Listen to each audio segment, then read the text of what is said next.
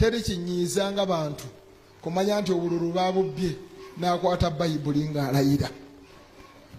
Ndowooza bandibadde tebakwata na bayibuli. Breaking news mawulire si malungi agavaako ewa Right Honorable Speaker Annette Among kugambye amaziga gamuyiseemu wamaze okulayira anti banne bonna bamuvuddemu. President Yoweri Kaguta Museveni ba churches oba ba church leaders abasinga bagambye nedda ssebo togenda kwerayiza wandikozesezza ebirala notakozesa Bible yaffe mbikwetire maaso awo. Njagala okujjukiza gwe munankyukakyuka leeyo gwe munnauganda leeyo video eno gimpereka like bwe mumaze subscribinga wegette hakomukutu hagwaffe guno lunaku olwaleero nga bwenkugambye omukulu pastor guli mukulaba ku screen yo yasazeewo ne banne ne bagamba tebagenda kukkiriza omuntu ayonoona ate nakozesa Bible yaabwe okubeera nga yeerayiza. Video eno njaga ogyetegereze bulungi ongambe olowooza ono pastor agenda kusigaza omulimu oba nedda. Male nkuleetere ebyanita Amonge maaso awo ebyadala bika by'amaziga. Olaba ne Lord Mayor avuddeyo n'abyogerako nkugambye. Buli bandikutte constitution kubanga mukulayira balayira okukuuma ssemateeka so si Bible.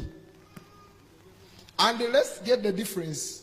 Obukulembeze buva eri Katonda, obufuzi buva mu nsi.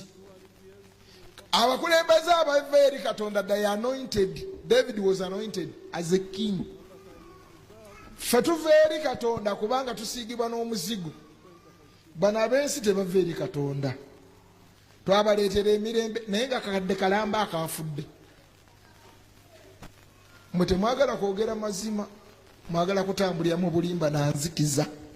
Right Honorable Speaker Anita Amonge wetwogerera ssaawa zino ebibye si birungi bayinza n'okumujja kuba speaker next week. Video eno njagala ogisavinge ogisharingire banno osooka owulirize omukulu Lord Mayor Elias Lukwago ng'abikunyumiza engeri omukulu baamulabisizaamu bubinywa naddala wali ku State House. Amaziga mugamuyiseemu yamaze okulayira olunaku olwaleero. Video yino sooka mwewulirireko tumale tweyongere. Njagala okujjukiza video gimpereka like oba omaze subscribing. Very intelligent lady.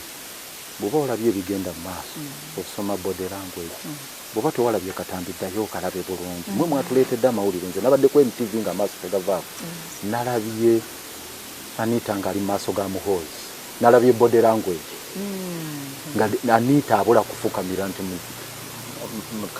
nakoze eki. Jjukira Anita bwe yali nga baggulawo comprehensive school eri Ejjinja Lukedi yayogera ku gye bayita Holy Trinity. Yakkiriza mu Father, the Son, and the wife. I'm sorry. Ekintu kiri bwekitunuulira kiri sacrilego. Sacrilego. C'est sacré. Naye yakyogera bwati.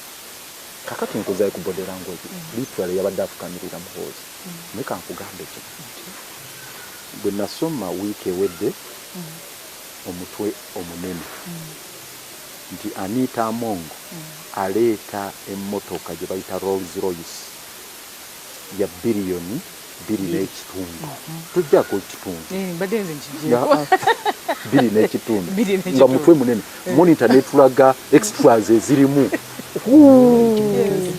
neŋŋamba waliwo seekoomu waliwo seeka mbamwita seeka gugwa yatula mu motoka ya President Museveni nagamba nange nabaddeko mu ggulu nabaddeko mu jjana naye kyo seeka okukyogera kutuula mutuuzi mu motoka ya President Museveni nabaddeko mu jjana naye nga kati bw'atuula mu Anita Among eno naye kasita nalaba egguliro eryo nemanya nti Anita ali mu trouble. Yes kubanga nali ntandise okufolowinga obuntuntu ebigenda maaso. Ekyankwanzi mwami Museveni bwe yayogera ku parliament ku corruption mu parliament n'agamba sise namuju jangu wamonnyonnyola ebyaliwo bw'olaba ebyali ku Agnes Nandutu mwami Museveni yagamba ba MP ngenda bawa miliyoni 10 buli omu ye nga ye so nga ate luli Anita Among yabadde agaba yafuga ba MP yabadde agaba kakati mwami Museveni yagamba nze ngendo obeweera ki sente zino ekyo akabonero kamu akalaga naga mwami Museveni akendeza ku biwawaatiro bya Anita Among mulaba nti amuyiseeko Anita Among Mao n'avaayo n'amaanyi tugamba Mao amaanyi agajjeewa kati weekend ewedde Mao era ayina akabonero ke yakoze akalaga yayogedde n'agamba nti bannange oyo Anita Amongo alina kubeera mu rehabilitation center. Statement yabadde nnene. His statement yabadde nnene ng'eraga waliwo vote of no confidence from somewhere.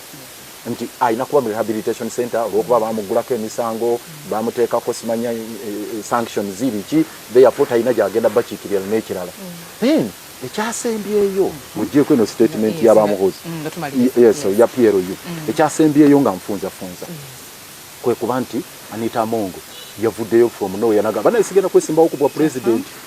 Nsiba nkibagamba His Excellency Robert Kyagulanyi omu ku bannayuganda abakyasinze amagezi abasinga ne mugamba wa talina PhD talina masters talina biki ne mbagamba mu mukakane ono musajja Katonda ya mu blessing okimanyi olunaku olw'ejjo tewali kiyayogedde ku inauguration y'omukulu His Excellency Yoweri Kaguta Museveni abasinga babadde bamanyi ajja kupostinga atabuke naye omukulu yabadde mugezi teyagadde bbawa relevance. Njagala kumanya ebirozo bye mu comment section mulowooza move gye yakoze ejjeri oba nedda aveyo abatabukire n'endowooza movie ya His Excellency Robert Kyagulanyi yesinga gwa tana subscribinga gwalina kadata kange namba yange eri awo esembyeyo 373 osobola okuinbox ku WhatsApp nensobola okubeera nga nkugamba ebiki ebiddako nosobola okubeera nga obikola sooka owulirize aba NRM nga batabuka abaagala His Excellency Robert Kyagulanyi abaddemu.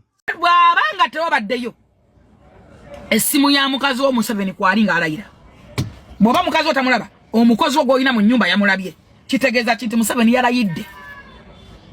Yatandise okutukwata esaawa zaade ziyingira mukaaga ng'eggwanga atandise odifuga buto kisanja kipya no more sleep kato tutoddamu kuno kulabula bannayuganda banyiivu tebalina boogerera abaana we basibiddwa emirimu gy'abantu gyafa waleeta obukyayi ku Buganda waleeta obukyayi ku tribes ne bukula abaana bo bali ludda Museveni adalayira n'abaana be babiri balamba abawaddeyo mu public. Where is your kid? Ababo baliwo Museveni abaana be bali maje n'abazzukulu yabatala maje yabatala mu Afia ababo baliwa biri wano kamo chabiri embizi buli musito gwe gusoka gwe gudda gwe batwala bumwagala bukulembezani abo bawamwe mufuga bani fe kati ngaza nakangu bigwe bobo wani ngomfugo ntwala wa gonkulemberawa nesiba bomu nenkutulikirako gwe nenfanensa tuwalinga gwanga embizi buli musito ogujja bamanyi bakubira amasimu embirizi ziyidde sente muzira kinyanzi sikiri wali ali bwanyampa mwenna muli mu bulamu obulungi naye kuba kujja nyama mala nyomwe basookerako yedwala kigade mutasobola kwesasulira va kuba na Uganda mubaleka abantu mbataddemu embeera egaana okukola abantu mbataddemu endowooza egamba nti bukule bana babeerawo nga bafuma abantu abatabalinaako muwadde abalungi abatuwuliriza era abatulaba olunaku olwaleero tukyaddeko ewa Sheikh Ashraf Dembe.